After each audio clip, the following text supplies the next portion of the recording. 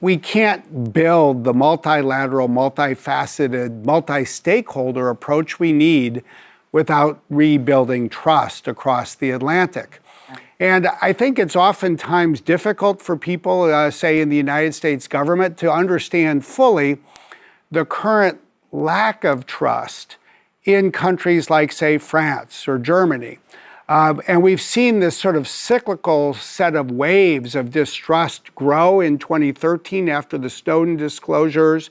They were fanned by sort of an America First strategy, and then they've been increased again in the wake of a European court decision last year.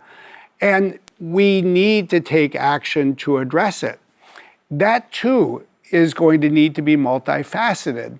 I think it requires more engagement, people spending more time with each other post-pandemic. I think it requires words of commitment by the United States government, but it requires deeds as well. And this is where I do think we need international agreements, which are made possible by the Cloud Act that was passed in 2017 between the US and Europe, that will put some rules across the Atlantic for when each government will seek data that resides in the other's territory. There needs to be transparency. There needs to be a new generation of transparency reports so that we can go back to President Reagan's adage of trust but verify with that kind of data. There needs to be redress for citizens of one country when they do see a violation by a government of another. And we shouldn't think of this as some side issue, because I think that's how it's considered today.